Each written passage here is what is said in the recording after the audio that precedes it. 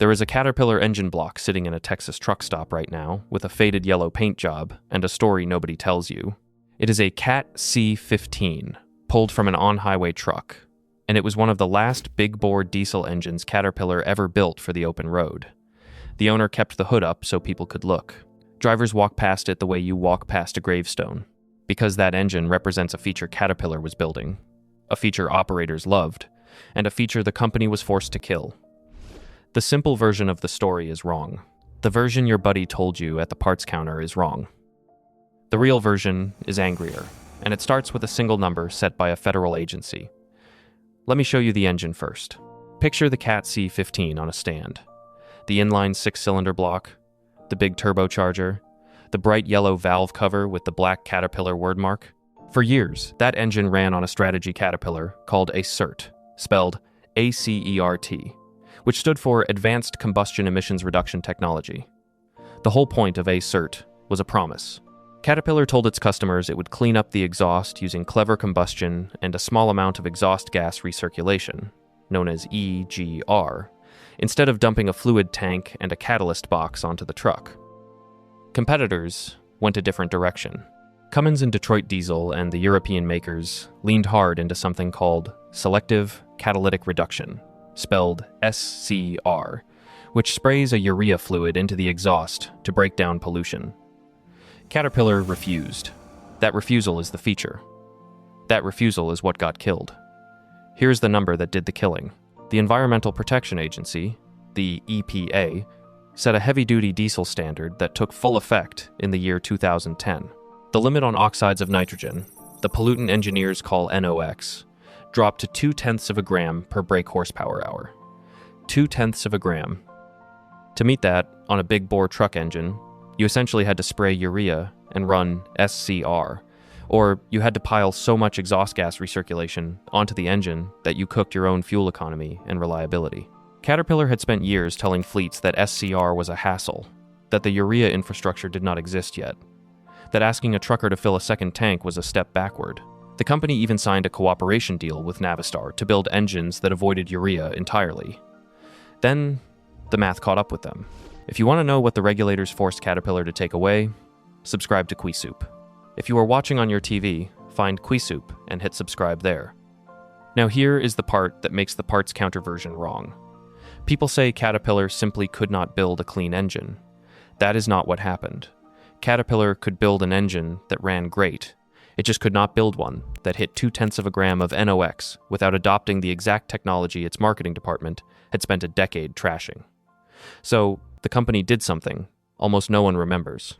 For years, it sold engines that did not meet the standard on paper, and it paid the EPA a penalty on every single one. These were called non-conformance penalties.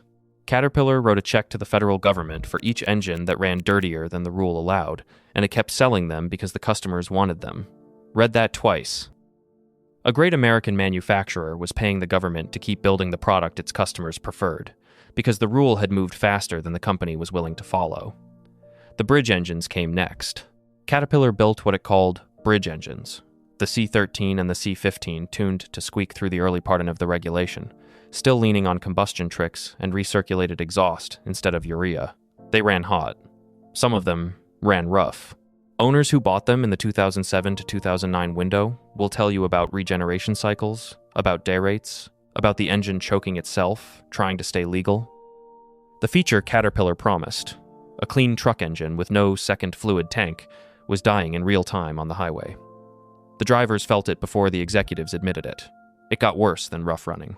Fleets and owner-operators took Caterpillar to court over the ACERT engines, claiming the emissions hardware caused breakdowns, lost revenue, and repairs that ate whole maintenance budgets. Mechanics described the regeneration system on these trucks clogging, the engine pulling power right in the middle of a grade, and the dash lighting up with warnings nobody at the dealer could fully explain. Picture a loaded sleeper cab parked on a shoulder with the hood up and a driver on the phone with a service line. That image repeated itself across the country. The promise had been freedom from urea and a second tank. The delivery was a finicky combustion strategy strangling itself to dodge the very fluid the rest of the industry had already accepted. Then, in 2008 and 2009, the executives admitted it. Caterpillar announced it would walk away from the on-highway truck engine business in North America entirely.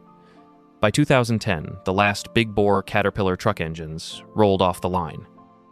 The company that put diesel power under millions of American trucks simply stopped. The official language was polite. It talked about market conditions and partnerships. The reality was blunt. The 2010 NOx rule, combined with Caterpillar's refusal to embrace Urea SCR, left the company with a product it could no longer legally sell at a profit. So the feature got banned, and then the entire business got buried with it. Now you have to understand what the simple version misses about who is the villain here. It is tempting to point only at the EPA and say the government killed a great engine. That is half true and half a cop-out. Yes, the regulator set a number that no clean combustion strategy could hit without aftertreatment. But Cummins met that number. Detroit met that number. Volvo and Mack met that number.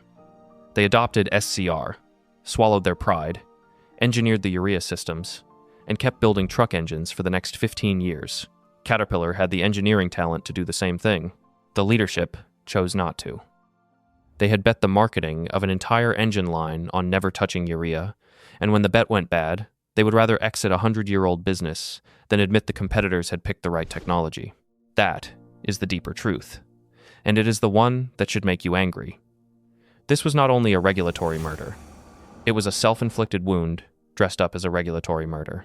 The accountants and the executives looked at the cost of re-engineering around SCR, looked at the penalties they were already paying, looked at the lawsuits piling up over the bridge engines, and decided the on-highway truck market was not worth the fight. They retreated to off-road machines where margins were fatter and competition was thinner. They let the truck engine die and told everyone the government did it. Look at what the Navistar partnership turned into, because it tells you everything. Caterpillar had locked arms with Navistar specifically to avoid urea, and the two companies tried to keep building heavy trucks without SCR. Caterpillar even slapped its name on a vocational truck called the CT660, built on Navistar bones, with Navistar engines under the hood.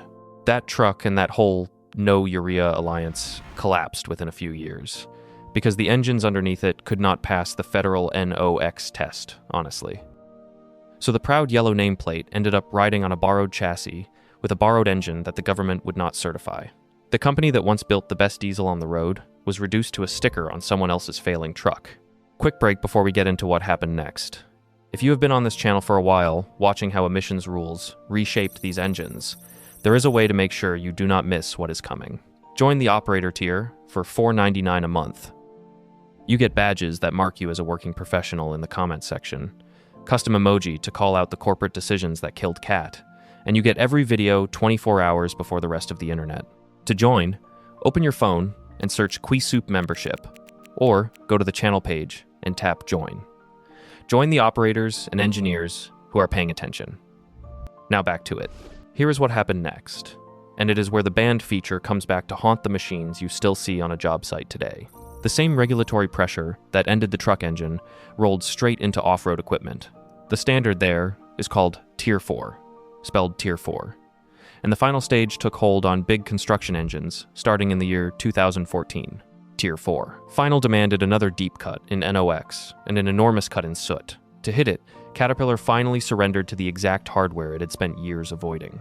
Walk up to a modern Cat excavator or a Cat dozer, and you will find a diesel particulate filter, the DPF, trapping soot.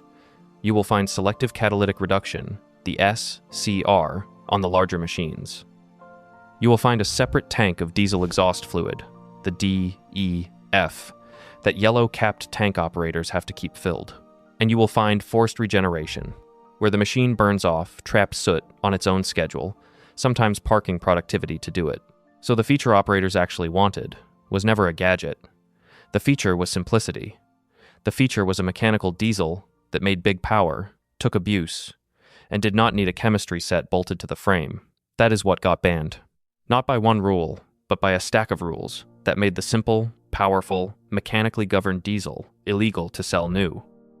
The old Cat that a mechanic could fix with hand tools in a field is gone, and it is not coming back, because the regulation that ended the truck engine also ended that whole philosophy of building. And here's where you have to be honest, because honesty is the only thing that earns trust on a channel like this. The EPA did not write a rule that said the word Caterpillar. It wrote a rule about NOx and soot, and it had real reasons. Diesel exhaust is genuinely hard on lungs. The number was aggressive, but it was not arbitrary. The anger you feel watching a great engine die is real, and it is also aimed in two directions at once. One arrow points at regulators who moved faster than the simplest engines could follow. The other arrow points at a Caterpillar leadership that had the talent to adapt and chose retreat and excuses instead. So here is the question I want you to sit with. Was the banned Caterpillar feature killed by the Environmental Protection Agency? Or was it killed by Caterpillar executives who refused to build the urea system every one of their competitors managed to build? Tell me in the comments. Look at what survived and what did not. Cummins survived. It adopted SCR, kept building, and now powers more trucks than ever. Detroit survived.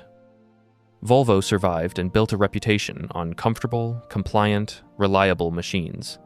Komatsu survived and quietly took ground in the off-road market while Caterpillar was distracted.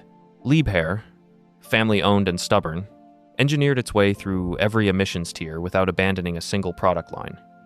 The companies that swallowed the new technology and kept innovating are still here. The company that decided its pride was worth more than its truck engine business is the one that walked away. That is the pattern this whole channel keeps uncovering. The villain is rarely just the regulator. The villain is the leadership that uses the regulator as an excuse to stop fighting. One more thing before you go. If you really want to be part of the inner circle on this channel, join the site Foreman for $9.99 a month. You get a public shout-out in upcoming videos. Your name, your operation, your story, validated in front of the entire Quisoup audience. Plus everything from the operator tier. To join, open your phone and search Quisoup membership, or go to the channel page and tap join. And remember, every competitor that adopted urea selective catalytic reduction is still building engines today. Which means the 2010 rule did not kill the Caterpillar truck engine. Caterpillar's own refusal to adapt did. See you in the next one.